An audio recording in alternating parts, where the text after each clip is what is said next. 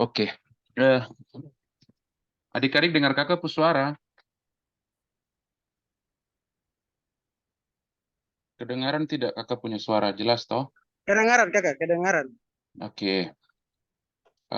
Kakak minta kalian punya waktu ya. Mohon izin waktu untuk kita sama-sama dengar materi ini.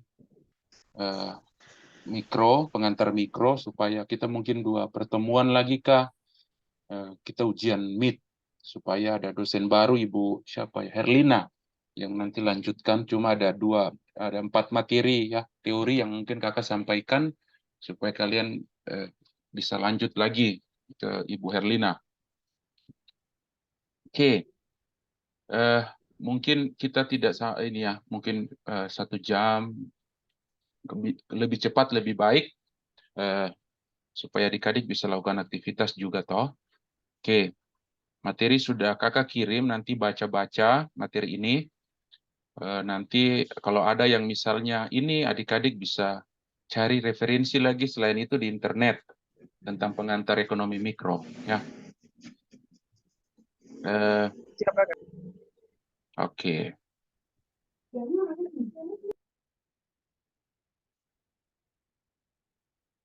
Oke. Nah, mungkin ini ya. Mungkin adik-adik kemarin kakak sudah menerangkan ini kan tujuan kita di sini ya, tujuan kita di sini di pertemuan pertama kakak sudah sampaikan. Nah, mungkin ini kakak lanjut. Nah, mungkin di sini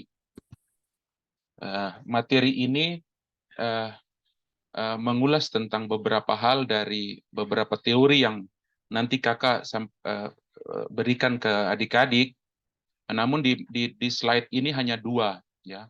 Yang pertama itu terkait permintaan dan penawaran, dan yang kedua mengenai konsep konsumen ya. Nanti terkait dengan poin ketiga, teori harga pasar dan keseimbangan umum, ini nanti kakak buat materinya lagi baru kakak kirim ya. Mungkin sehari sebelum pertemuan kakak kirim lagi seperti materi ini ya. Jadi khusus untuk pertemuan hari ini ya, ini kita concern ke poin pertama dan poin kedua ya. Harapannya ya seperti di atas tadi ya, adik-adik semua dibekali oleh kemampuan ini ya, kemampuan teoritis ya, dalam rangka ini ya, pengembangan ekonomi pembangunan. Nah, ini yang mungkin awal dari materi ini ya. Oke, yang berikutnya kita coba lihat sama-sama terkait teori pertama ya, teori permintaan ya, teori permintaan dan teori penawaran ya. Ini. Oke, nah ini terkait tentang definisi dari eh, teori permintaan, atau kadang kita apa ya, bahasa sederhana atau kadang digunakan ya menjadi hukum permintaan ya. Nah ini sebenarnya eh, konsepnya seperti ini yang kita akan lihat dan kita pelajari sama-sama. Slide ini sudah kelihatan? Sudah kakak. Oke. Nah di sini ada beberapa hal yang kakak ungkap ya. Kakak ungkap dalam tulisan di PowerPoint ini yang menerangkan tentang sedikit gambaran konsep ataupun pemahaman-pemahaman terkait eh, hukum permintaan. Jadi kan tadi hukum permintaan dan penawaran. Nah, slide yang ini terkait tentang hukum permintaan itu seperti apa. Setelah itu baru kita lihat penawaran itu seperti apa. Nah, di slide ini bahwa dikatakan bahwa yang pertama ini, teori permintaan menjelaskan mengenai ciri hubungan antara jumlah permintaan dan harga. Jadi begini, ada perbedaan mendasar ya antara istilah permintaan ya dengan jumlah barang yang diminta. Ini 2 hal yang berbeda ya. Jadi permintaan itu menggambarkan uh, keseluruhan uh, hubungan antara harga dan permintaan dalam satu komoditas ya. Tetapi kalau jumlah barang yang diminta itu menggambarkan hanya pada titik tertentu. Misalnya pada titik harga 15.000 itu berapa orang yang minta beli produk tertentu atau komoditas tertentu di harga 15.000, ya. Itu disebut dengan jumlah barang yang diminta. Tapi kalau permintaan itu berarti di seluruh situasi. Mau harga 15.000 berapa orang yang beli, harganya turun 14.000 berapa orang yang beli, harganya naik 17.000 berapa orang yang beli. Nah, ketiga titik harga itu dengan jumlah barang yang diminta, itu yang disebut dengan permintaan. Ya. Jadi, definisi tentang permintaan itu sebenarnya secara simpelnya begitu. Ya. Jadi, permintaan itu menggambarkan seberapa besar, seberapa jauh, ya, hubungan antara harga dengan suatu barang yang kita beli ataupun jasa. Nah, itu yang disebut permintaan. Ya, sehingga ada di dalam itu ada menggambarkan dua pelaku yaitu pembeli dan penjual, ya, pembeli dan penjual. Nah, itu sebenarnya apa ya? Secara sederhana kalau kita mau belajar di adik-adik semester 1 kan apa teori bukan teori ya, pengantar ekonomi mikro, ya. Nah, pengantar ekonomi mikro substansinya ada di situ, ya. Bagaimana harga sekian, terus orang mau beli ke tidak di harga ini, ya. Terus kecenderungan orang, kadang hasrat, ya. Hasrat orang mau membeli itu bagaimana, ya. Nah, itu yang paling penting untuk kita sikapi, ya. Nah, ini yang adik-adik harus paham bahwa teori permintaan seperti itu, ya. Dua hal, permintaan dan harga. Tapi adik-adik jangan samakan antara tulisan permintaan dengan tulisan jumlah barang yang diminta. Dia agak berbeda, ya. Bedanya di mana? Kalau permintaan, kalau permintaan dia menggambarkan keseluruhan minat orang beli di berbagai harga, ya, di berbagai harga. Tapi kalau jumlah barang yang diminta itu hanya di titik harga tertentu, ya. Ya, itu seperti itu, ya. Oke. Nah, selanjutnya yang kedua, hubungan antara permintaan dan harga, ya, ini, ya. Ini masih nyambung dengan istilah ini, ya. Nah, ini. Jadi kalau ditanya permintaan itu apa, adik-adik bisa menjelaskan hubungan, ya, hubungan antara jumlah permintaan dan harga, ya, seperti itu. Nah, sedangkan hubungan antara permintaan dan harga itu bisa digambarkan, ya, bisa digambarkan dalam sebuah gambar yang disebut dengan kurva, ya, digambarkan dengan kurva, biasanya bentuk-bentuk begini, ya. Nah, ini seperti ini, ya. Misalnya di sini P itu menunjukkan harga, harga aja, ya. Kita sok-sok bahasa Inggris, P itu price kan, harga aja. Terus jumlah barang yang diminta, di sini barang. Nah, hukum permintaan menggambarkan hubungan ini, ya. Jika harga naik, bagaimana tentang permintaan? Apakah dia naik juga ataukah turun? Nah, ini yang sebenarnya digambarkan oleh permintaan itu, ya. Ini yang kita kenal dengan istilah hukum permintaan, ya. Hukum permintaan yang kita bisa gambarkan di dalam kurva permintaan. Jadi permintaan dan harga itu, teori itu harus bisa digambarkan, ya. Jadi salah satu hal yang penting di pengantar ekonomi mikro bahwa adik-adik harus bisa menggambarkan permintaan itu seperti apa. Nah, di sini yang umumnya dilakukan dalam materi pengantar bahwa permintaan itu digambarkan dalam bentuk kurva, ya. Bentuk kurva kan menggambar itu banyak hal. Kita bisa pakai polinon, ya. Ya, istilahnya diagram batang, ya. Diagram batang seperti ini, ya. Itu bisa. Tapi idealnya kita menggunakan kurva, ya. Kurva, ya. Menggunakan kurva. Nah, ini yang diharapkan. Jadi kakak ulangi bahwa substansinya adalah permintaan dan harga ini bisa digambarkan ke sini, ya, kurva permintaan ini, ya. Apa yang digambarkan istilah hubungan ini, ya? Ini, ya. Ini yang dimaksud, ya, bahwa hubungan permintaan dan harga ini harus bisa digambarkan dalam bentuk kurva. Nah, itulah yang diinginkan oleh pengantar ekonomi mikro, ya, seperti itu. Sampai di situ adik-adik masih dengar kakak punya suara, toh? Masih. Masih, Kakak. Oke. Masih. Ya. Nah, ini ya, dua hal ini. Nah, secara teori, ya, secara teori sudah apa ya, didasarkan sebagai pemahaman umum dalam kita pelajari ekonomi, ya, terus apa khususnya ekonomi mikro. Jadi ekonomi mikro ini kan grand teori. Jadi kita bisa gunakan ekonomi mikro ini di dalam ilmu cabang ilmu yang lain, ya. Misalnya dalam pertanian kita bisa gunakan ekonomi mikro ini dalam pertanian ataupun dalam perbankan.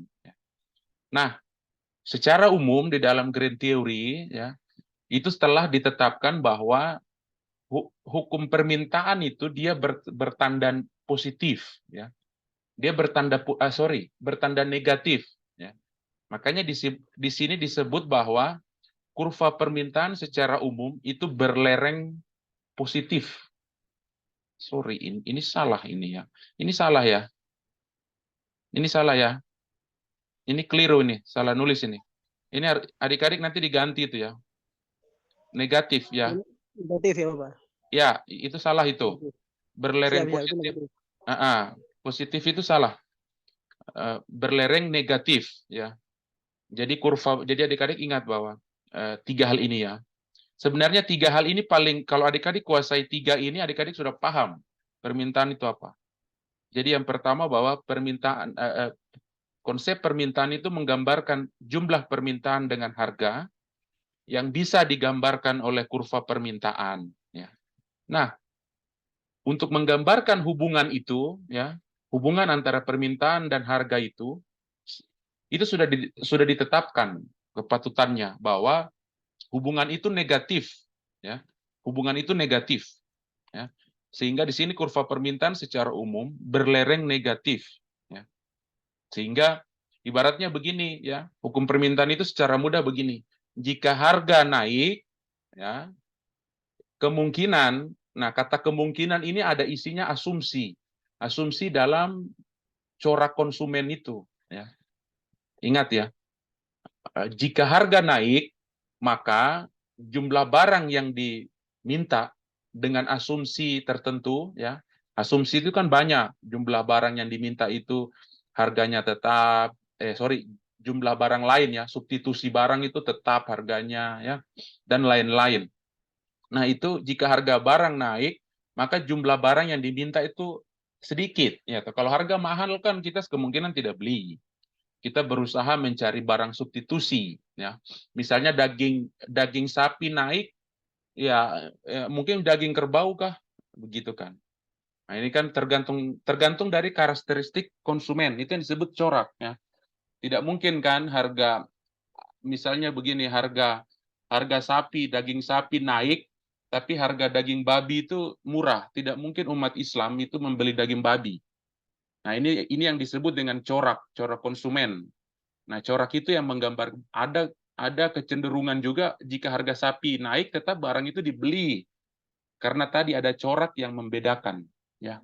Nah, itu substansinya di situ. Tapi secara umum, ya, dengan beberapa asumsi dalam ekonomi mikro bahwa hubungan matematis dari permintaan dan harga itu negatif, ya.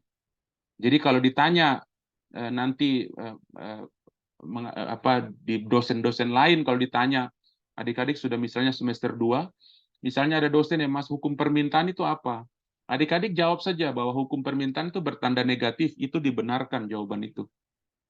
Ya, tinggal adik-adik memiliki kemampuan bahwa negatif dari sisi apa. dari sisi hubungan antara permintaan dan apa? Dan apa? Harga. Negatif. Ya, dan harga, ya. Seperti itu. Jadi kalau misalnya ada siapa dosen siapa? Dosen siapa yang adik-adik kenal? Yang sudah kenal? Sebut. Di ilmu Tidak ekonomi. ada, hanya Bapak sendiri saya, hanya Kakak sendiri saya yang kita kenal. Ah, kok terlalu membanggakan saya bisa naik di atas loteng ini, adik. Bisa Bapak, bisa jadikan juga. Oke, terima kasih. Amin, amin. Jadi begitu. Jadi kalau ada siapapun dosen ataupun misalnya ketemu dengan orang siapa, kadang kan begitu. Kita misalnya di luar kampus ditanya, adik kuliah di mana? Oh, saya di Uncen. Jurusan apa? Ilmu ekonomi. Oh, ya, ya, ya. Adik tahu ke tidak hukum permintaan? Nah, waktu tidak bisa jawab, satu, adik bikin malu diri sendiri. Yang kedua, adik bikin malu alma mater Universitas Cendrawasih. Nah, ini tidak boleh, ya. Jadi kalau ada yang tanya, ini hukum permintaan apa? Negatif, ya kan? Keren. Jawab aja, polanya negatif, hubungan matematisnya negatif, ya. Apa yang negatif kalau ditanya selanjutnya? Apa yang negatif? Hubungan antara permintaan dan harga. Ya. Jadi kalau harga naik, jumlah yang diminta turun. Begitupun sebaliknya, kalau harga turun, jumlah yang diminta naik. Nah, itu yang disebut dengan berslop atau kalau dalam statistik disebut slope. Ya. Kalau matematika lereng. Nah, berlereng negatif. Ya. Nah ini, kalau dua ini adik-adik paham, sebenarnya adik-adik sudah melalui apa yang disebut dengan di semester 1 ini, pengantar ekonomi mikro. Ya. Seperti itu. Nah, yang berikutnya ini, ya. Beberapa indikasi faktor yang berpengaruh terhadap permintaan barang. Tadi, ya, tadi ada corak yang berbeda. Ya, kalau umat Islam tidak mungkin dia makan babi, tapi kalau misalnya di daerah itu pasar cuma ada daging sapi, berapapun tingkatan harga itu dia akan beli. Ya. Itu yang dalam ekonomi mikro itu kenapa waktu di pertemuan pertama tiga pelaku ekonomi kan rumah tangga, swasta dan pemerintah. Nah, sehingga kita harus tahu corak konsumen dari penduduk, ya. Sehingga istilah harga barang itu sendiri, ya, harga barang itu sendiri berapapun harganya dia akan beli, ya. Berikutnya dari segi produsen, tidak kalau ada target kita di situ penduduknya umat muslim, tidak mungkin kau jualan babi di situ karena barangmu tidak akan laku. Nah, itu yang disebut dengan corak dari perilaku dari produsen, ya. Sebenarnya itu dari sisi kehidupan kita tahu. Nah, ini tinggal dilengkapi dengan teori mikronya itu seperti apa. Ya. Itu sebenarnya yang dipelajari dalam ekonomi mikro. Ya. Corak-corak dari rumah tangga, ya, dalam melakukan konsumsi, melakukan produksi. Ya. Nah, di sini ada berbagai hal, ya, adik-adik bisa baca. Namun tadi ya analogi kakak terkait daging tadi, ya. Nah, itu bisa adik-adik pahami, ya. Itu corak, itu yang disebut dengan corak. Nah, harga barang lain kayak tadi, ya, sapi mahal, daging babi, ya. Kalau di umat Kristen bisa jadi, ya. Kalau daging babi itu mau mahal bisa jadi dibeli, ya. Seperti itu. Atau tidak daging anjing. Siapa yang suka makan daging anjing di sini? Kalian berkepala potas-potas anjing kah? Ya begitu, ya. Jangan itu. Kalau sayang binatang jangan makan daging anjing. Sapu anjing itu banyak juga yang kena potas itu. Jadi begitu. Ya, harga barang lain yang terkait dengan erat. Namun nanti kita pelajari, ya. Misalnya tadi, ya, harga sapi dengan babi. Nah, jika harga sapi naik, kita memilih daging babi, itu harus memiliki apa yang disebut dengan, kalau dalam ekonomi mikro disebut dengan MU, marginal utility. Jadi walaupun barang babi ini substitusi, tapi dia harus memberikan tingkat kepuasan yang sama. Ya, seperti itu. Nah, itu yang nanti di slide berikutnya itu ada, jika misalnya hukum permintaannya negatif, harga barang naik, daging sapi naik, yang ada daging babi. Tapi harus dilihat apakah daging babi itu bisa memberikan kepuasan yang sama terhadap konsumen. Nah, itu yang ada dua hal itu ya. Dua hal itu, tingkat kepuasan. Jangan sampai kita melakukan substitusi tapi tidak berperan terhadap kepuasan. Nah, kadang psikologi konsumen seperti itu. Sehingga di pasar itu kadang berapapun harganya, psikologi konsumen dia akan mempertahankan uangnya untuk membeli daging sapi, ya. Sehingga adik-adik kalau tak ini ya, berapapun harganya naik, tetap orang itu akan beli, ya. Sebenarnya dia tidak bisa dikatakan dia tidak rasional, tapi psikologinya dia yang membentuk kenapa dia tetap membeli barang itu, ya. Seperti itu ya. Nah, itu kan ya. Ada kan kalau adik-adik bisa catat ya, ada 3 hal yang dalam ekonomi mikro yang bisa mempengaruhi orang dalam melihat corak konsumsinya. Yang pertama dari teori ekonomi mikro, yang kedua dari teori psikologi, yang ketiga dari antropologisnya. Ya. Yang tadi psikologisnya tadi ya. Jadi dia tidak memiliki kepuasan yang sama babi itu sehingga dia tetap membeli daging sapi. Nah, kalau dari segi antropologis yang tadi kita harus lihat, oh ini karakteristik rumah tangga ini Muslim, jadi tidak mungkin dia akan pindah ke situ. Itu dari segi antropologis, dari segi budaya, seperti itu. Atau misalnya dari segi produsen, kita tidak bisa pengembangan ikan laut di Wamena, karena dari segi antropologis beda. Kita harus pemberdayaan ikan itu ada di daerah pesisir, selatan ataupun utara. Tidak bisa melakukan intervensi ekonomi mikro di level pegunungan tengah misalnya. Nah itu ya, 3 hal itu adik-adik dari segi teori ekonomi mikro itu sendiri, dari segi psikologis, dari segi antropologi, ya. Jadi 3 hal ini yang mungkin secara filosofi dia bisa mempengaruhi orang untuk membelanjakan uangnya, begitu ya. Sehingga istilah boros dan hemat itu relatif, gitu ya. Itu relatif. Kita tidak bisa katakan orang ini boros, itu tidak bisa itu, tidak bisa. Karena bisa jadi 3 hal tadi.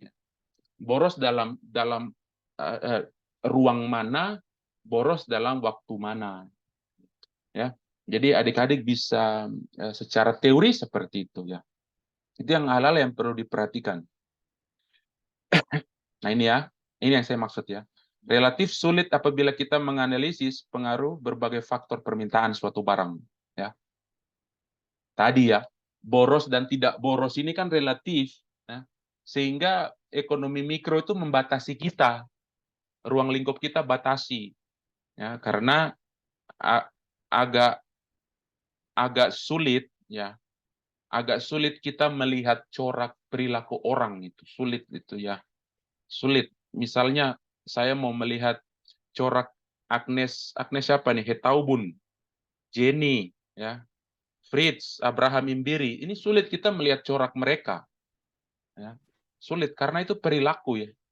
Tadi dari segi tadi ya kita tidak mungkin melihat seseorang dari segi mikronya, psikologis dan antropologis secara bersama. Ya. Ini agak sulit memang ya. Sehingga dikatakan relatif sulit apabila kita menganalisis hubungan permintaan dan harga itu ya. Dari berbagai faktor. Sehingga dalam teori ekonomi mikro ada yang disebut dengan ini ya, istilah ini. Ya, ini. Ini istilah ini bacanya apa?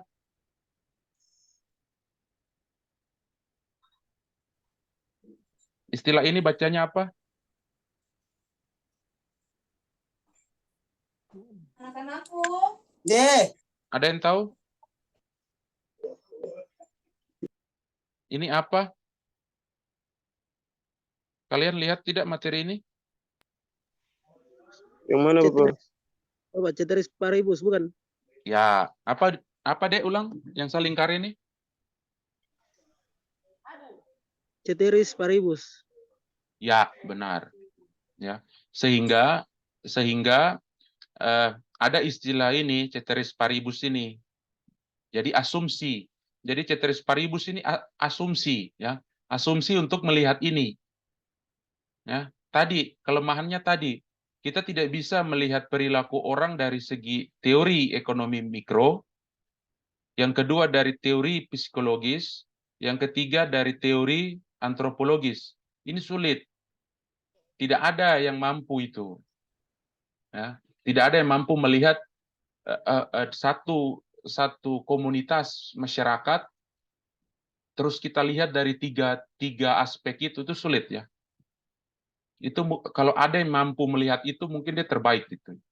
Biasanya orang membuat klasifikasi sehingga dia melihat corak konsumen dari masyarakat komunitas ini dari segi antropologis, dari segi psikologis, ya, dari segi teori mikro, ya. Sehingga ekonomi mikro membuat asumsi ini yang ceteris paribus ini, bahwa kalau macam kita melihat corak konsumen dari segi antropologis, maka psikologis dan teori ekonomi mikro dianggap tetap. Ingat baik-baik ya, maksud asumsi ceteris paribus itu seperti itu. Jika kita hanya melihat harga, otomatis hal-hal lain tidak dilihat dan bersifat tetap. Inilah kalau adik-adik bisa nanti pelajari lebih jauh, inilah kelemahan dari ekonomi mikro. Ya. Kadang kita bilang bahwa ini tetap, jadi diasumsikan dia tidak punya pengaruh yang lain. Kita hanya lihat harga. Jadi kecenderungan orang membeli barang itu karena dari harga barang itu, tapi yang lainnya dia tidak peduli. Tapi kan tidak seperti itu ya. Dalam keseharian itu tidak bisa seperti itu. Ya. Jadi apa ya? Dalam melihat ekonomi mikro ini sebenarnya tidak bisa ideal ya. Hal yang ideal itu sulit ya. Sulit kita mau melihat dari tiga ini. Tapi adik-adik secara teori adik-adik harus belajar. Apa yang pengaruh saya dari ilmu ekonomi, apa yang pengaruh saya dari psikologi saya, ya, apa yang pengaruh saya dari segi antropologi. Ya. Misalnya di sini antara perempuan dan lelaki coraknya beda itu konsumsinya. Ya. Mungkin yang laki-laki suka rokok, jadi tingkatan berapapun harga rokok ini dia akan beli. Kan kemarin kan sempat itu ya. Harga rokok dinaikkan, ya. Harga rokok dinaikkan berharap jumlah orang yang beli rokok itu turun. Padahal kan tidak berhasil kebijakan pemerintah itu. Iya kan? 2014 atau 15 itu. Kebijakan pemerintah menaikkan harga rokok supaya orang yang mau beli rokok itu turun. Tidak berhasil. Ya, yang ada harga rokok naik, jumlah orang juga beli tetap naik. Karena apa? Penduduk ini banyak. Orang lahir setiap hari itu kan lebih banyak daripada orang yang meninggal. Ya. Sehingga harga barang itu naik. Sehingga apa yang dibuat? Apa yang dibuat oleh pemerintah karena kegagalan itu? Apa? Dibuatlah itu dos rokok, terus digambarkan ada gambar aneh-aneh tentang kesehatan. Bibir pecah-pecah, tenggorokan bolong, ya. Karena tadi ya kebijakan pemerintah hanya memperhatikan aspek teori ekonomi, ya. Tapi dia tidak memperhatikan aspek psikologis dan aspek antropologi, sehingga kebijakan pemerintah itu salah, gagal kan. Akhirnya dia mencoba hal yang berikut, aspek psikologi. Jadi dia coba pemerintah mengganggu kecenderungan orang beli rokok itu dengan menempel hal-hal buruk yang akan terjadi jika engkau merokok. Yang tadi, hidung bolong leher bolong, paru-paru hancur. Pernah lihat itu kan di dos-dos rokok? Ada yang perokok di sini? Lihat tidak itu, adik-adik? Lihat. Nah itu bentuk ya, itu hal yang nyata kan? Hal yang nyata dari segi teori ekonomi mikro tidak berhasil. Pemerintah coba main dari segi psikologi konsumen. Dia tempel itu hal-hal aneh di rokok. Tapi kan naik lagi. Nanti dia coba dari segi antropologi. Ini hal yang sulit ya. Hal yang sulit. Mungkin dari dakwah kalau di Islam. Atau dari pemuka-pemuka agama mungkin. Karena sulit, pemerintah akan sulit jika ketiga hal ini diterapkan dalam waktu yang bersamaan. Itu sulit ya. Itu sulit. Agak sedikit sulit gitu ya.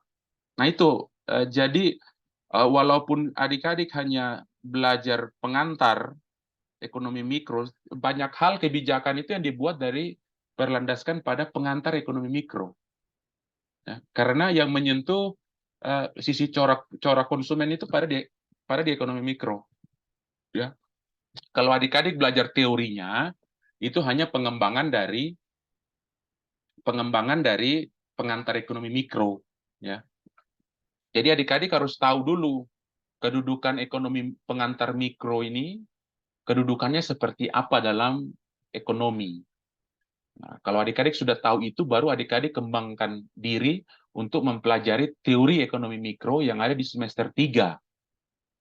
Jadi, kalau adik-adik tidak bisa tangkap materi saya, otomatis nanti di semester 3 sulit itu adik-adik. Nanti masih kacau teorinya. Ya.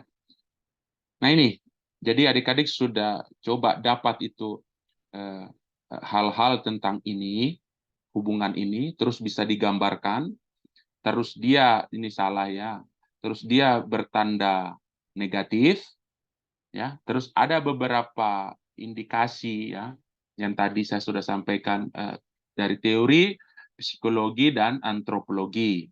Ya. Namun hal itu sulit untuk kita mau kaji, sehingga ada teori yang namanya ceteris paribus ya, ceteris paribus ini, bahwa jika kita melihat sesuatu, maka sesuatu yang lain itu kita anggap konstan. Dia tidak mempengaruhi yang kita sedang lihat ini. Itu maksud ya. Misalnya ceteris paribus ini. Misalnya siapa di sini? Misalnya John Haris Demena. John Haris Demena ini, dia berdiri di sini. Dia mau melihat sesuatu di sini. Otomatis hal-hal yang ini yang akan mengganggu John ini itu tidak diperhatikan. Ya. Nah ini maksudnya ya. Ceteris paribus itu memperhatikan itu.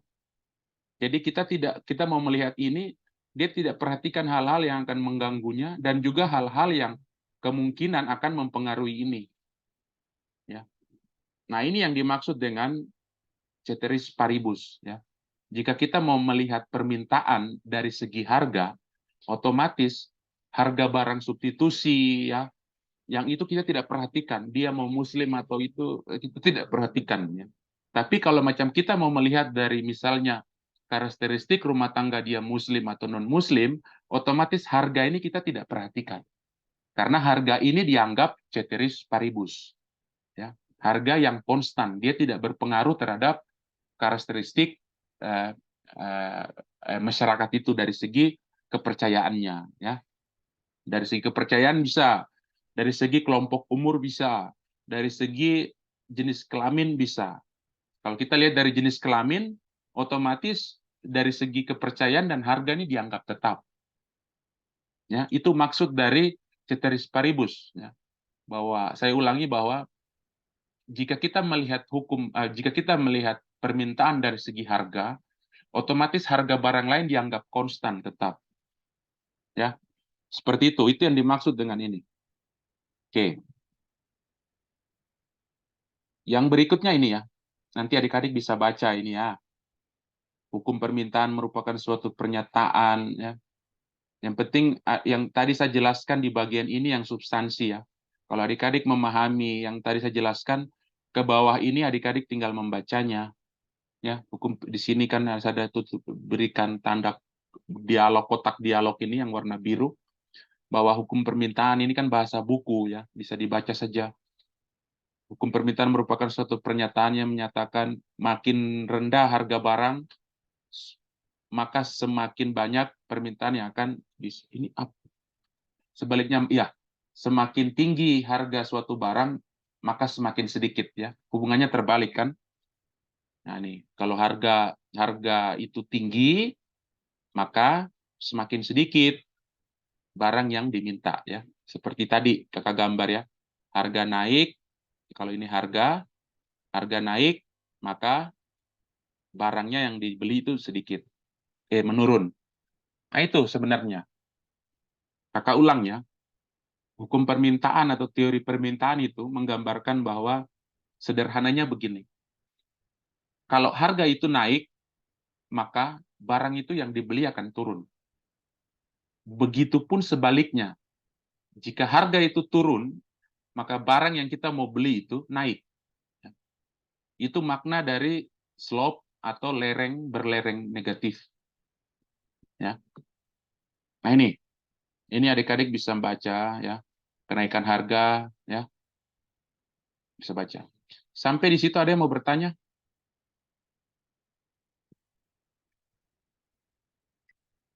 Ada? Kita sampai 6:30, ya. Tidak ada? Ada tidak? Tidak, Bapak. Oke. Oke. Nah, ini yang saya maksud tadi, ya. Dari redaksi ini, ya. Permintaan dan harga ini kalau bisa digambarkan dalam bentuk kurva dengan memperhatikan bahwa berlereng negatif, ya. Ini yang dimaksud pada slide yang digambarkan ini, ya. Nah, ini keadaan ini bisa orang, bisa negara, bisa dalam negara itu tadi yang lalu kita gambarkan, bisa rumah tangga, bisa swasta, bisa pemerintah. Ya, ini yang dimaksud dengan keadaan. Jadi kalau adik-adik nanti mau bikin skripsi yang teori utamanya dari mikro, adik-adik bisa gambarkan itu, ya. Misalnya permintaan layanan publik oleh masyarakat yang harus dipatuhi oleh pemerintah, misalnya. Itu bisa digambarkan oleh kurva permintaan, ya. Tapi adik-adik harus belajar ekonomi publik dulu, supaya berdasarkan teori ekonomi publik, adik-adik menggunakan metodologi ekonomi mikro dalam menyusun skripsi, misalnya, ya. Itu bisa. Nah, di sini, ya, hukum permintaan tadi yang bertanda negatif itu coba digambarkan dari tabel ini, ya. Tabel ini. Jadi ada keadaan A, B, C, D, E, ya. Ada 5 keadaan ini. Jadi misalnya ini orang, ya, kita sebut saja orangnya. Nah, si A ini, ya, pada harga 100.000, jumlah yang diminta 100. Ya. Jumlah barang yang diminta 100. Nah, si B atau keadaan B, waktu harga itu dia turun, ya. Harga dia turun, ya. Jumlah barang yang diminta kan naik, toh? Iya kan? Iya tidak ini? Iya, Bapak. Perhatikan tidak slide ini. Perhatikan. Ya. Saya ulangi, ya. Saya agak besarkan ini sedikit. Oke. Nah, ini. Ini, ya. Dari keadaan A ke keadaan B, ya. Nah, keadaan A ini atau orang A ini harganya kan 100.000. Nah, jumlah yang diminta itu 100 unit atau 100 barang. Nah, pada kondisi lain harga dia turun, ya, turun 20.000, ya kan, turun 20.000, ya, ini kan, ya, dari 80.000, otomatis kan dia turun harga ini, ya. Nah, di sininya naik 40, toh, ya kan, naik 40. Ah, Iya, Pak. ya. Jadi dari sisi ini, sisi kiri ya. Ini kiri ya. Karena kita lihat layar ya. Kiri, ini kanan. Kanan. Nah, di sisi kiri dia turun ya. Tapi di sisi kanan dia naik. Ya. Nah, ini yang dimaksud tadi dengan berslope atau berlereng negatif ya. Sehingga dibenarkan tadi itu. Kalau harga naik ya, jumlah barang yang diminta turun. Jika harga turun, maka jumlah barang yang diminta naik ya. Seperti itu ya. Nah, ini. Dan seterusnya ini ya. Sampai ke bawah sini. Jadi harganya turun, jumlah barangnya ini naik terus ini. Ya, ini jadi 60 ya. Ini malah jadi 100. Ini jadi berapa ini? 150 ya. Berapa? Iya, 150 kan? 150. 150. Jadi lihat ini ya. Nah, di sini sekitar berapa ini ya? 20 juga ya. 20. Nah, ini berapa? 20. 20 kan? Nah, ini 20. Bayangkan, berubahnya konstan di angka 20, tapi pertambahan jumlah yang dibelinya tuh lihatin. 40 jadi 100, 60 ya. 60, berubahnya 60, berubahnya dari 200 ke 300, berubahnya 100, 300 ke 450, berubahnya 150. Nah, dari tabel ini saja, ya kan, dari kedua informasi dari tabel ini saja, kita sudah bisa yakin bahwa hukum permintaan itu benar, bahwa berslope negatifnya seperti itu. Ya. Ini yang diinformasikan dari slide ini, tabel ini. Ya.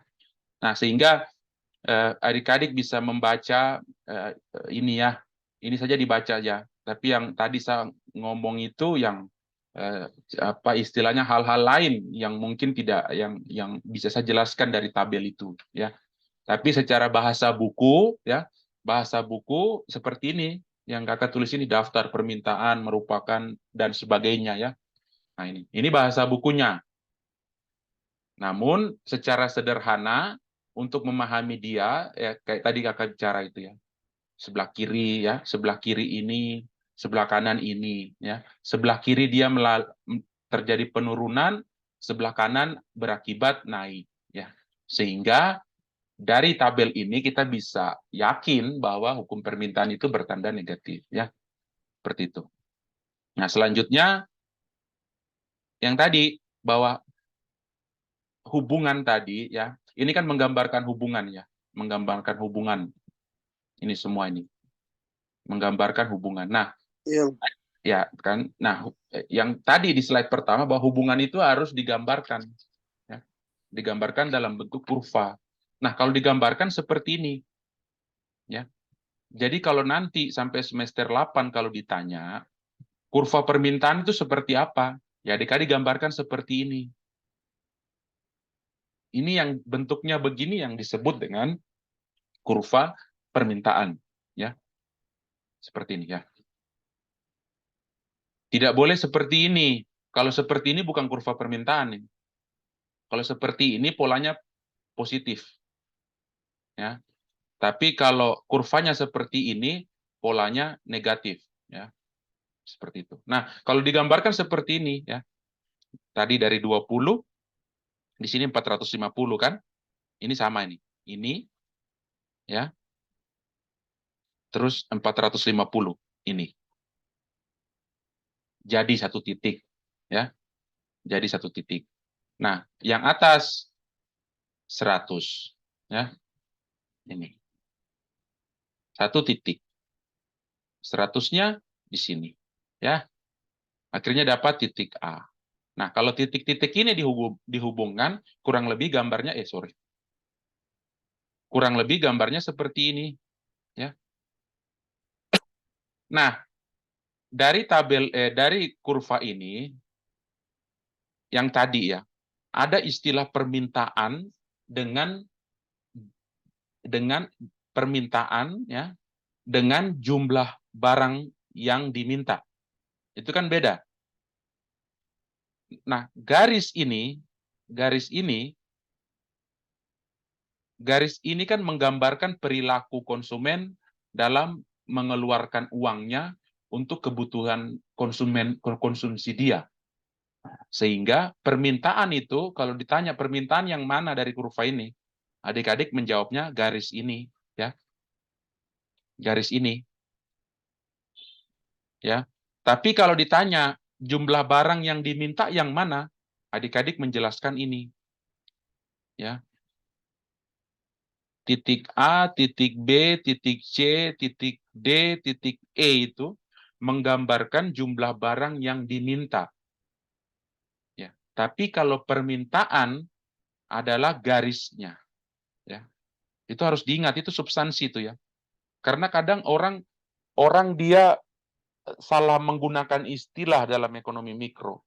Dia bilang begini, jumlah barang yang diminta adalah garis ini. Itu salah, keliru, terbalik teorinya. Jadi teori yang benar adalah, kalau kita tanya permintaan itu seperti apa, maka menjelaskan tentang garis. Tapi kalau ditanya jumlah barang yang diminta, kita jawabnya titik. Ya. A titik B. Ya, yang kita jelaskan ini. Ini kan koordinat ini, ya, koordinat. Nah, yang kita jelaskan titik koordinat. Titik A, titik B. Tapi kalau ditanya permintaan yang mana, ya garis hitam ini, ya. Itu jangan keliru di situ. Banyak juga orang yang keliru menggunakan istilah ekonomi mikro, tapi sebenarnya dia tidak tahu itu ekonomi mikro. Ya. Jadi nanti kalau misalnya ada dosen, siapapun dia, menjelaskan ke adik-adik dan salah, harus diprotes. Ya. Karena kebenaran itu tidak bisa hal yang kebenaran itu mutlak. Jadi kalau ada yang salah, dosen atau siapapun menjelaskan salah, adik-adik memiliki kewajiban untuk menyampaikan yang benar. Misalnya ada sebuah orang menjelaskan, oh ini permintaan itu yang ini, salah itu. Yang disebut permintaan adalah ini, garis hitam ini. Sedangkan titik A dan sampai E ini itu jumlah barang yang diminta. Banyak itu kekeliruan di situ, cara membaca kurvanya. Ya. Oke. Nah, yang lain adik-adik bisa baca ya. Itulah gambar kurva permintaan. Jadi itu diingat ya, itu diingat bahwa kalau bentuk gambarnya seperti ini, maka yang di otak adik-adik harus teringat bahwa itu hukum permintaan. Ini yang harus adik-adik pahami. Jika bentuknya seperti ini, adik-adik langsung berproses dalam otak bahwa itu hukum permintaan yang memiliki tanda negatif. Karena hubungannya tadi, kalau harga turun, ini toh, maka jumlah barang yang diminta naik. Sebaliknya, jika harga naik, maka jumlah barang yang diminta turun. Ya. Seperti itu ya. Oke. Nah, ini bahasa bukunya seperti ini ya, kurva permintaan merupakan suatu kurva yang menggambarkan sifat hubungan. Ya, ini adik-adik bisa baca karena bahasa buku ya. Adik-adik bisa membaca. Namun yang penting adik-adik pahami yang tadi beberapa hal yang kakak sampaikan. Ini ya. Ini yang kakak tadi ya, substansinya ya. Permintaan dengan jumlah barang yang diminta ini tidak boleh salah. Karena ini ya, bahasa bukunya kan jelas ini ya. Permintaan adalah gambaran mengenai keseluruhan dari hubungan antara harga dan jumlah permintaan. Ya. Sedangkan jumlah barang yang diminta diartikan sebagai banyaknya permintaan atas suatu barang pada tingkat tertentu. Nah, yang dipahami dari tingkat tertentu itu adalah titik tadi. Ya. Titik ini, ya ini. Ini kan titik B ini kan kira-kira di sini ya mungkin ya. Kalau mau digambarkan kan begini. Seperti ini. Ini sholat ya. Kalau ada yang ini, minta maaf ya, ini waktunya sholat. Terakhir Bapak. Oke, teman-teman yang sholat. Bapak, kita kelas C ini semuanya agama Kristen, terkadang Islam. Oh, baik. Siap. Kalau ada ini ya, kakak mohon maaf. Oke, ini nanti dibaca ya. Nah, ini ada ya, yang kedua tadi ya, kita melihat dari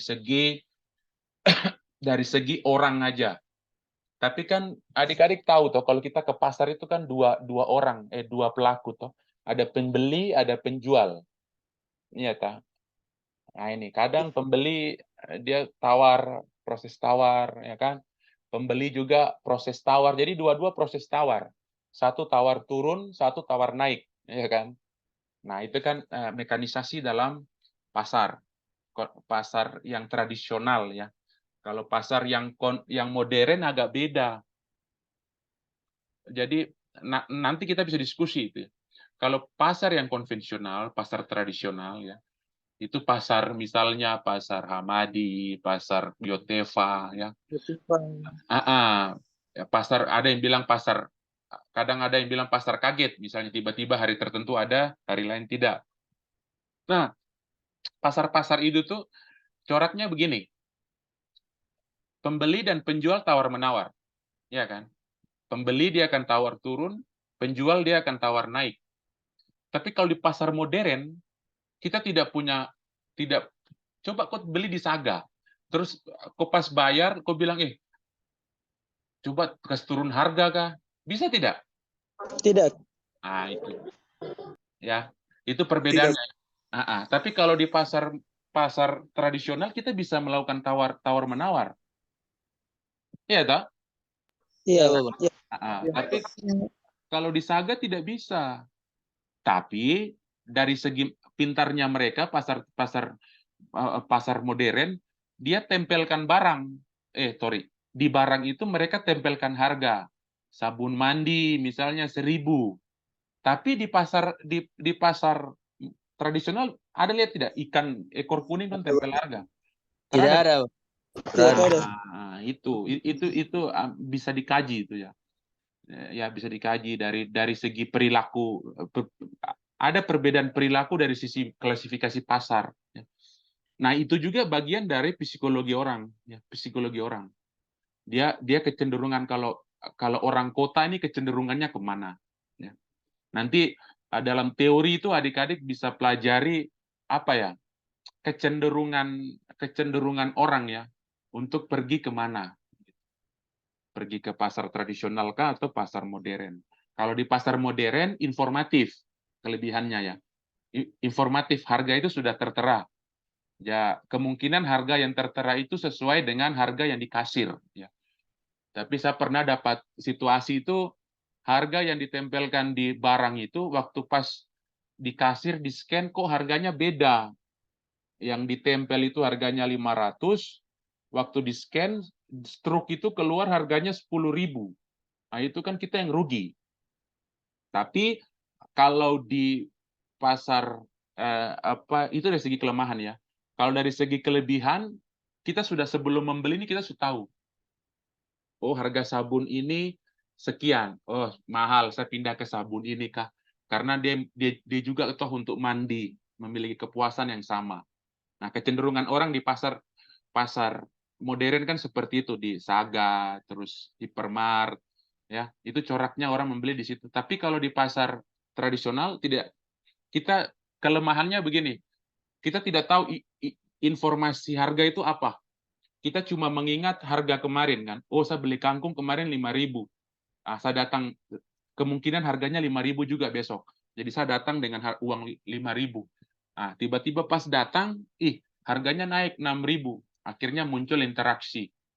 Nah, interaksi ini kan butuh psikologi ya. Ada orang yang malas tunggu lama, sudah 6.000 sudah sini, tidak perlu tawar-menawar. Tapi ada orang yang pandai menawar, dia lakukan interaksi. Nah, inilah psikologi orang di situ ya. Kadang ada orang yang malas tawar toh. Biasanya kalau ibu-ibu kan tawar, harga 5.000 dia tawar sampai bisa 2.000. Tapi kalau laki-laki biasanya sudah berapa itu 5.000? Oh sudah 2 kilo ya. Oh sudah ambil 2. Nah itu ya. Itu kelemahan keunggulan dari pasar modern tradisional. Tapi kelemahannya tadi kita tidak tahu harga itu berapa. Kalau kita tanya dulu sama penjualnya, baru kita tahu harganya. Jadi ada plus minus ya, dari segi pasar tradisional dan pasar modern. Iya, Kakak. Ya, nah ini yang bisa digambar di sini ya, bahwa permintaan itu juga bisa dari segi pasar. Ya. Jadi tidak hanya dari segi tidak hanya dari segi individu ini ya. Tidak hanya dari segi ini, tapi bisa juga permintaan dari segi pasar. Nah, ini. Nah, secara umum matematis ya, permintaan pasar ini ya, permintaan pasar ini adalah total ya. Total dari A dan B ya. Misalnya begitu. Jadi kalau ada dua keadaan ya, kalau ada dua keadaan A dan B, kemungkinan besar permintaan pasarnya itu dijumlahkan ya. Contohnya yang ini ya. Di harga 10.000, keadaan A atau orang A ini dia beli 10. Orang B juga 10, maka bisa diasumsikan permintaan pasar itu 20. Ya. Ingat, ini asumsi ya. Keadaan real tidak mungkin pasar bisa sejalan seperti itu. Karena kita tidak sulit untuk mengetahui ke depan ini orang beli jagung berapa, ke depan ini orang beli ini berapa. Itu agak sulit. Ya.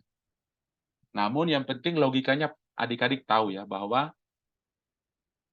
permintaan pasar itu merupakan akumulasi dari permintaan setiap individu.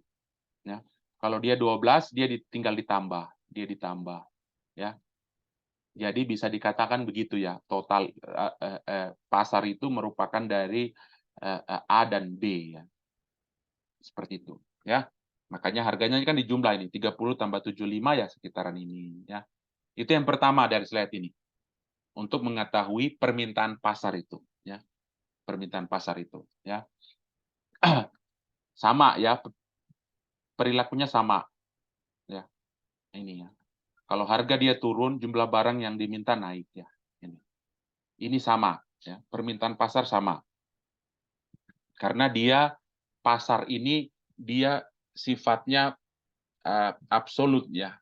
Angka absolut. Jadi dia bagian dari proses ini, penjumlahan dari apa yang diminta oleh A dan B. Sehingga karena kan perilakunya begini. Jangan sampai jumlah barang yang diminta ini kan 20. Tapi kemampuan pasar misalnya 5. Nah, ini bahaya. Ini akan otomatis bagaimana? Kalau yang barang yang dicari ini 20, tapi pasar menyediakan 5. Kira-kira apa yang terjadi, adik-adik? Ayo. Ada yang bisa menjawab? Kalau di sini kan 20, tapi yang disediakan pasar itu cuma 5. Apa yang terjadi dari kondisi ini? Perdebatan. Ya? Apa? Apa tadi? Perdebatan. Perdebatan apa? Harga barang turun. Harga barang turun. Oke. Ada yang katakan kalau jumlah permintaan individu itu 20, ya, 20, sedangkan pasar ini permintaan pasar 5, ya. Otomatis kan permintaan orang ini banyak, ya. Tapi pasar dia cuma sediakan 5. Otomatis kan orang berebut, toh. Orang berebut ini. Misalnya ikan tinggal 1 ekor di pasar Hamadi. Orang semua berebut ini. Siapa yang duluan, siapa yang tawarnya bagus, dia yang dapat ikan itu. Otomatis kan harganya naik ini kemungkinan ya. Iya tah? Karena penjual dia bilang, masa saya jual 100.000, kok tawar 80. Kemungkinan masih ada orang lain kok yang mau memberikan di 100.000. Ya. Begitu ya. Nah, beda lagi kalau 20 terus di pasar 80. Ini kan surplus ya. Ini kan kondisi surplus. Yang jumlah sedikit otomatis penjual dia akan apa istilah cuci gudang ya. Penjual dia akan menurunkan harga. Iya tah? menurunkan harga supaya dia bisa turun. Begitu Supaya ya. ikannya cepat habis. Cepat habis, pintar. Ya. Nah, ada juga kalau dari segi apa ya turut serta dari pemerintah, misalnya di sini pasar ya. Misalnya 20 ya. Di sini tadi 20, terus di sini 5. Berarti kan ada 15 ya. Kita kelebihan 15 barang kan. Iya kan? 15 barang. Nah, hal-hal yang tidak bisa diselesaikan oleh mekanisasi pasar, biasanya pemerintah masuk ya. Pemerintah masuk ya untuk melindungi ini ya, melindungi pasar dan melindungi konsumen juga. Melindungi konsumen. Jangan sampai harganya turun karena penjual kan dia yang penting barang habis gitu ya. Tapi dia rugi, jual rugi begitu. Otomatis pemerintah masuk. Nah, sehingga biasanya yang kelebihan ini di-cover oleh pemerintah supaya harga itu stabil. Itulah yang mekanisme keseimbangan harga itu ya, antara permintaan dan penawaran nanti. Nah, biasanya ada campur tangan pemerintah supaya ekosistem perdagangan kita tuh baik gitu ya. Seperti itu ya. Nah, itu maksud dari slide ini yang perlu kita bawa. Permintaan itu ada permintaan dari individu, ada juga permintaan dari swasta. Dari pasar. Ya, nanti kita pelajari tentang pasar, tapi biasanya materi pasar ini kita harus tahu sistem ekonomi kita apa ya. Terkait dengan sistem ekonomi kita juga. Nah, ini ya.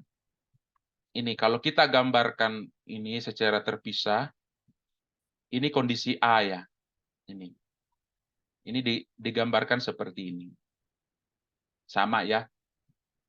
Kurva permintaannya turun ya. Nah, kondisi B digambarkan seperti ini ya.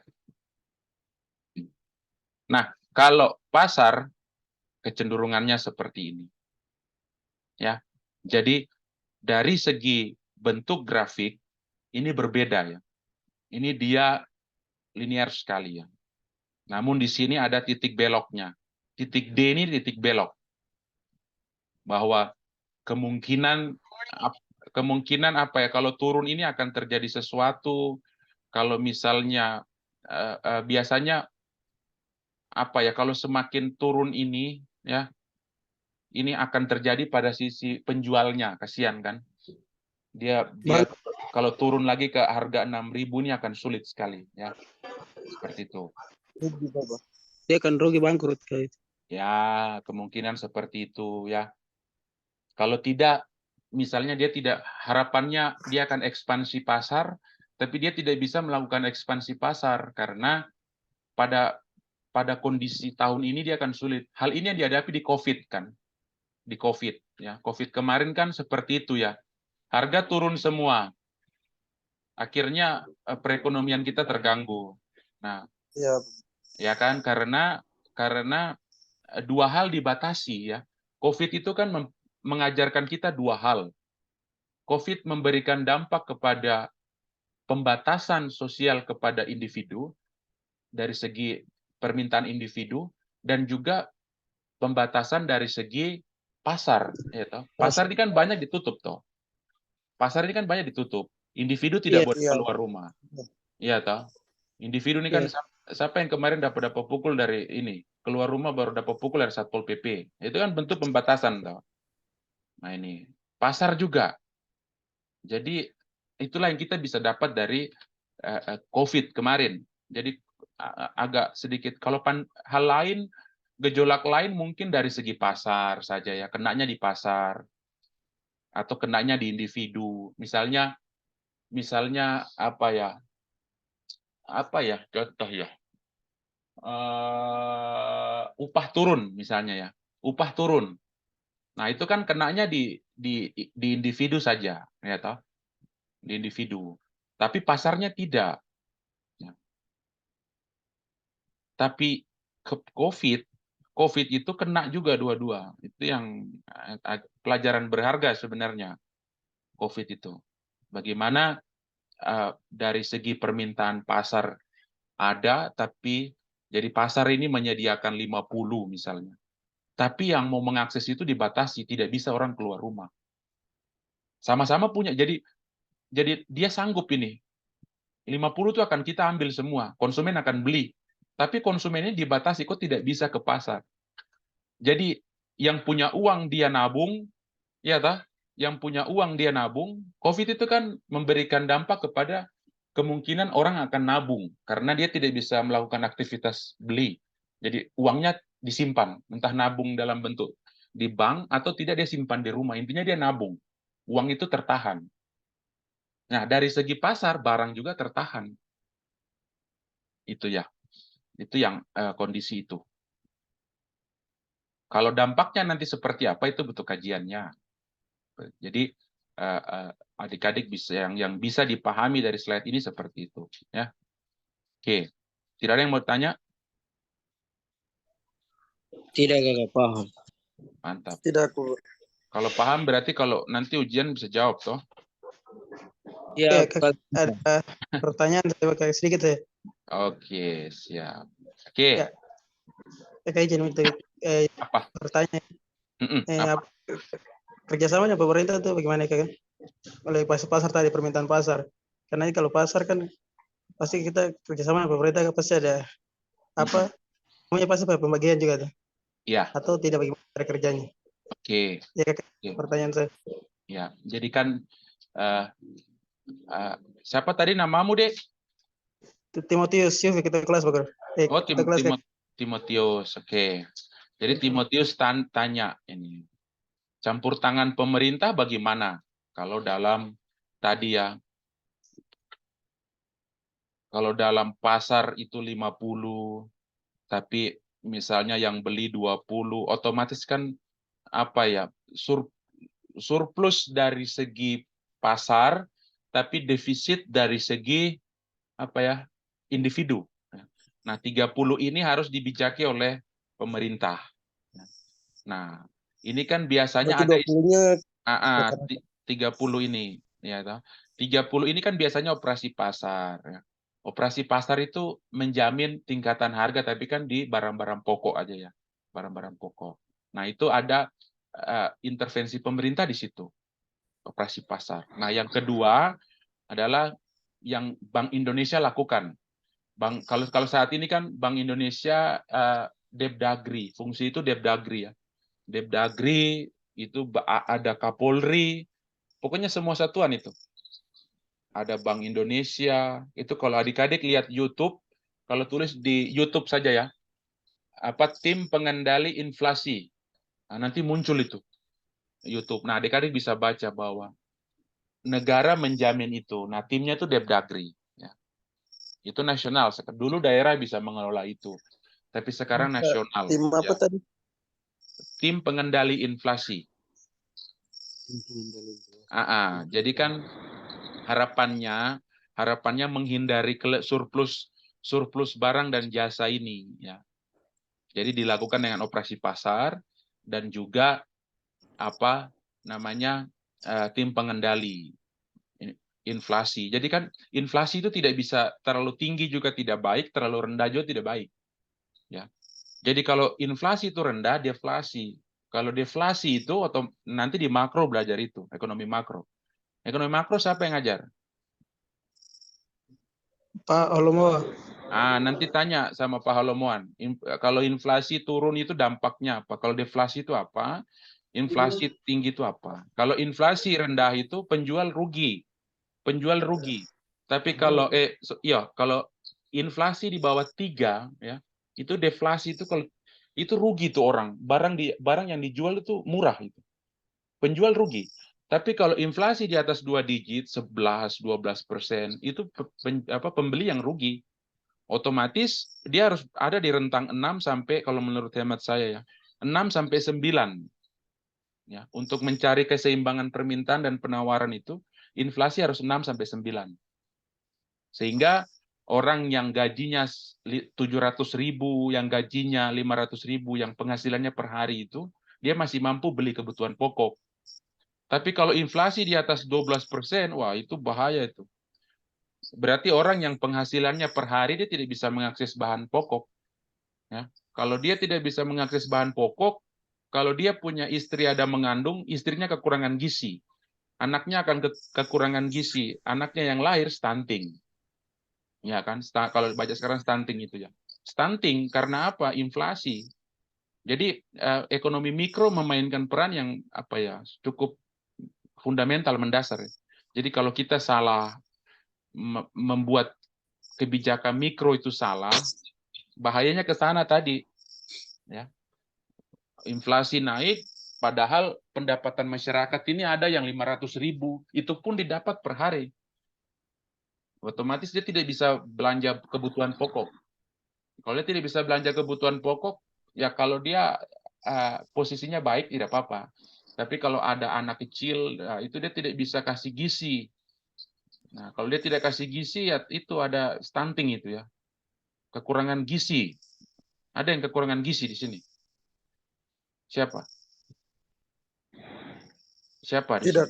David Korwa kok gizi kekurangan gizi ke tidak, Napi? Hah?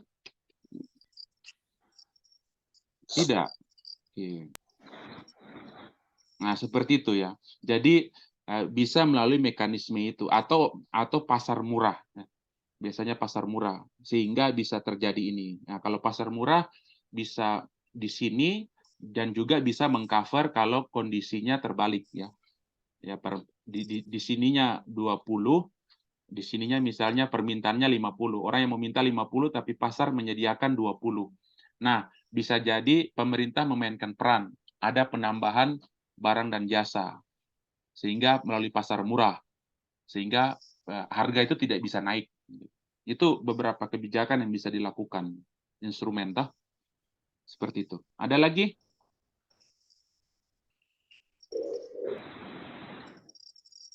Oke, kalau tidak ada ya.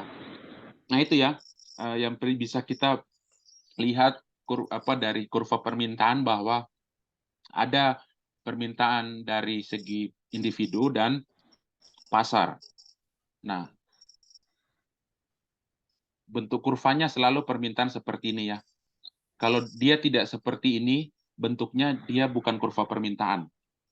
Jadi kalau ada pertanyaan, bagaimanakah bentuk kurva permintaan? A, B, C. Misalnya ini C.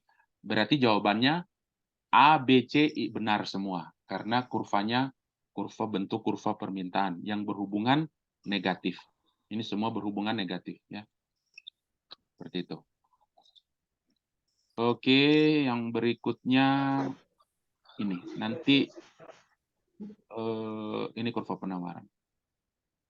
Sampai jam 7 ya. Penawaran nanti berikut ya. Penawaran nanti berikut ya. Sudah mau jam 7. Siap. Oke. Nah, itu siapa yang ribut itu? Diam. Oke. Yang berikutnya pergeseran. Jadi pergeseran dan pergerakan itu beda ya. Kalau pergerakan, mungkin kita tidak perlu pindah lokasi begitu. Tapi kalau geser itu sudah pasti pindah lokasi. Atau ada yang punya pemahaman beda? Kalau saya, kalau bergeser itu baru dari titik A ke titik B, dia bergeser. Kalau pergerakan tanpa harus pindah lokasi. Benar ke tidak? Benar, Bapak. Kenapa kok nggak benar? Jangan kok nggak benar. Kok dalil apa? Kok alasan mengikuti saya apa? Kalau saya bilang pergeseran itu tanpa pergeseran itu butuh pindah lokasi, tapi kalau pergerakan itu tidak perlu lokasi baru. Apa? Kenapa kok bisa bilang ya? Jangan ikut-ikutan orang. Kenapa? Karena saya mahasiswa, jadi saya ikut saja. Begitu. Oke. Nanti coba adik-adik pelajari itu ya. Kalau saya berpendapat begitu. Sehingga materi saya seperti itu. Ya. Pergeseran, ya, Pergeseran itu pindah tempat. Tapi kalau pergerakan, dia tidak perlu pindah lokasi atau pindah tempat. Sehingga kalau dikaitkan dengan ekonomi mikro dalam kurva permintaan, ya, kurva permintaan, bentuknya begini. Jadi dua hal, kalau ditanya pergerakan kurva permintaan itu bagaimana? Ya. Jadi ini ya, kalau gerakan itu dia ini ya, perubahan sepanjang kurva permintaan. Ya. Jadi kurva permintaannya itu tidak berubah. Tidak berubah. Jadi tetap dalam satu garis ini. Ya. Nah, titik mula-mulanya ini ya, harga 20.000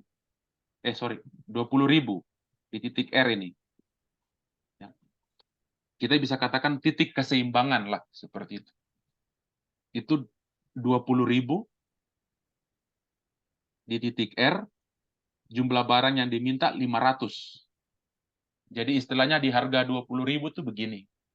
Orang kaya mampu membeli barang itu, orang miskin juga mampu membeli barang itu. Itu di titik 20.000. Bakar rokok dulu. Aduh, sama kakak adiknya seberokon. Kok beli kakak rokok dulu? Kalau dekat boleh bisa bersama. Oke, baik. Nah, itu ya. Di sini, titik R. Nah, ini titik mula-mula. Harganya 20.000, barang yang dibeli 500. Ini orang kaya, orang miskin bisa mampu mengakses harga ini. Nah, tiba-tiba karena mekanisasi pasar, harga itu naik. Jadi 10.000. Nah, otomatis ini turun toh. Ini turun toh. Iya. Jumlah Turun. barang yang diminta 250. Otomatis pergerakannya naik. Ini ya.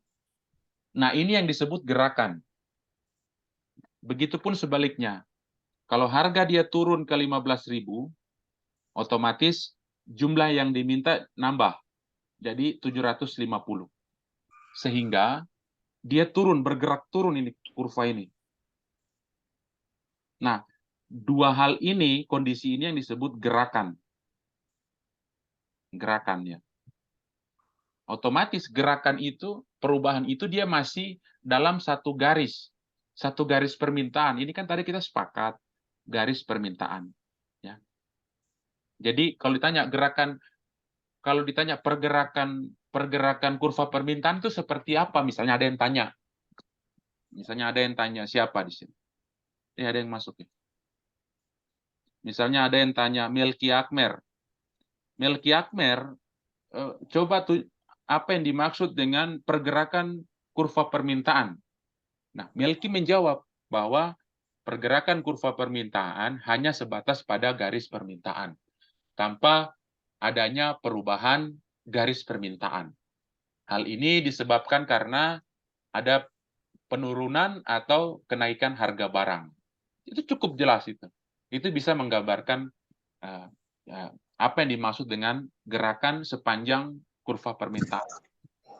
Ya, paham ya? Beda dengan ini. Beda dengan yang ini. Ya. Kalau yang ini titik mula-mulanya ini garisnya. Ya, kenapa saya gambar jelek sekali? Ini. Yang D ini. Yang D ini. Ini garis pertamanya. Garis mula-mulanya. Permintaan mula-mulanya. Dengan titik kita sebut saja dengan A. Nah, titik mula-mulanya ada di sini. Ini R ini kayak ini ya. Titik mula-mulanya di sini. Nah, dia bisa bergeser. Dia bisa bergeser ke sini. Ke arah sini nih. Ke arah D aksen ini. Ke arah sini. Dari D, titik mula-mula ini, dia bergerak ke arah kanan. Ya. Ke garis permintaan baru yang disebut dengan D aksen.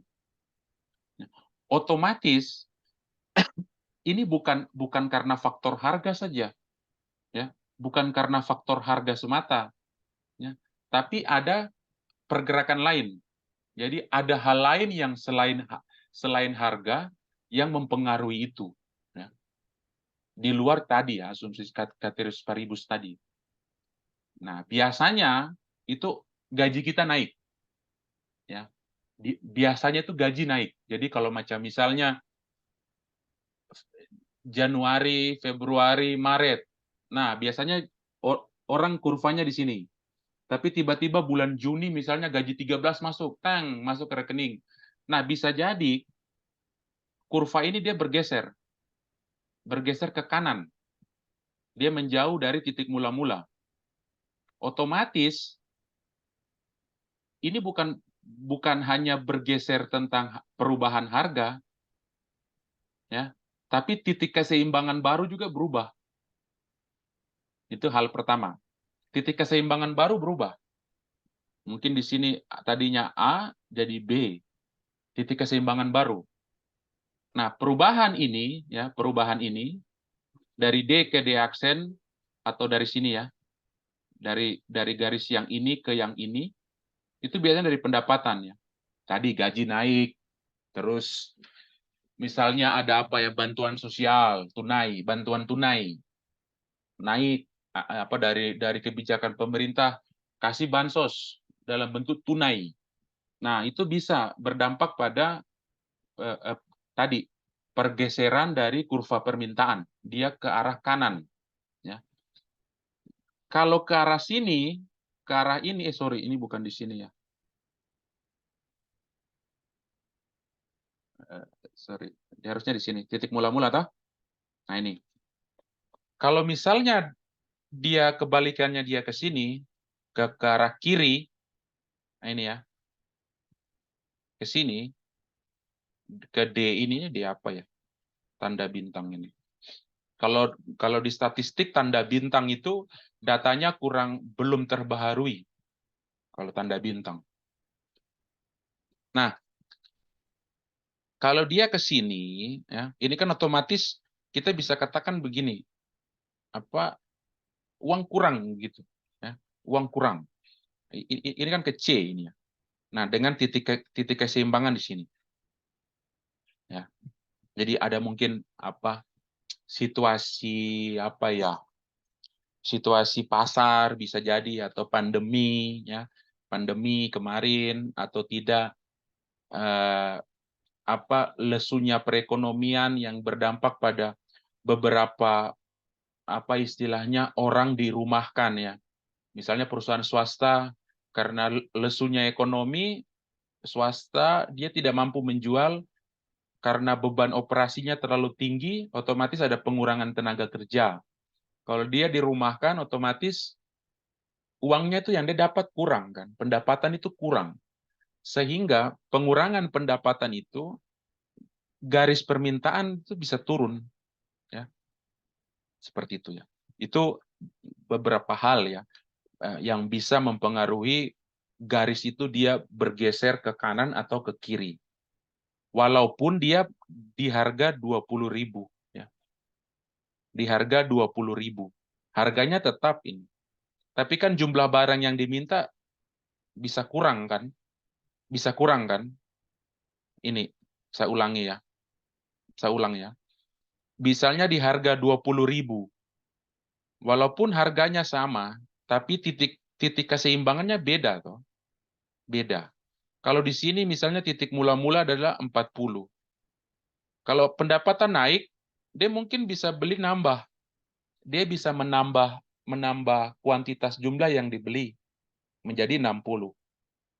Ada tambah 20. Walaupun harganya tetap. Tapi di lain kondisi dia bisa turun ke 20, ya. Ke 20. Ya. Dia turun jumlah barang yang diminta. Karena apa tadi? Pendapatannya kurang. Padahal harganya tidak berubah. Ya, harganya tetap 20.000, tapi jumlah barang yang diminta bisa turun. Ya. Seperti itu ya. Jadi pergeseran yang dimaksud dengan gerakan sepanjang kurva permintaan dan pergeseran kurva permintaan itu seperti itu. Kalau di sini yang menyebabkan pergerakan ini itu dipengaruhi oleh harga-harga ini, ya. Tapi kalau di sini pengaruh perubahan ini itu tidak dipengaruhi oleh harga, tapi dari segi pendapatan, ya, dari segi pendapatan individu seperti itu ya, atau hal lain di luar asumsi ekonomi mikro, misalnya situasi politik, ya, mungkin perang, ya, atau apa dan lain sebagainya, ya, macam misalnya perang Rusia Ukraina, ya, walaupun harganya tetap gandum itu, ya mungkin orang tidak bisa beli karena ada situasi itu, ya, sehingga mungkin orang lain atau tidak diembargo walaupun dia sudah kasih turun harga jualnya, tapi kita tidak mau beli itu, ya, seperti itu. Atau politik, ya, politik ekonomi, jangan pergi beli di sana walaupun harganya sudah ditetapkan 20, tapi tidak ada orang yang mau beli. Nah, itu ya hal-hal yang bisa menyebabkan pergerakan sepanjang kurva permintaan atau kayak tadi, ya, pergeseran kurva permintaan. Ya, seperti itu. Oke. Sampai di situ bisa paham sedikit toh? Bisa, Kakak. Oke. Nah, sudah jam 9. Ini nanti penawaran Kakak lanjut kalau ada besok, kalau ada waktu kosong kita ketemu lagi ya, satu jam. Mau siang kah pagi, ya. Kita belajar penawaran. Tidak bosan toh belajarin saya toh? Atau bosan? Bosan, Kakak? Nah, bosan? Tidak. Tidak bosan. Tidak. Tidak bosan. Oke, terima kasih. Jadi mungkin ini, kenapa? Jam 9 itu bisa. Bisa, boleh. Nanti Kan jam 1 ekonomi makro makro ada masuk ya, Bapak kalau mau. Oke, baik. Siap. Jam 9. Oke. Mungkin nanti yang penawaran ini kita diskusi besok ya. 1 jam lagi. Tadi kan ini sudah lewat jam 7 sampai jam 10. Ya. Oke. Iya. Oke, sampai situ ada yang mau tanya? Tidak ada. Nanti ini ya, kalau besok itu nanti saya diskusi dengan ketua kelas dulu, waktu dan waktunya kapan ya. Kalau bisa offline, nanti kalau kakak naik kampus kita offline ya. Kalau tidak kita online ya. Siap, Kakak. Oke, baik. Oke. Terima kasih, sampai ketemu lagi adik-adik. Sukses. Terima kasih. Terima kasih. Oke. Ika map sini.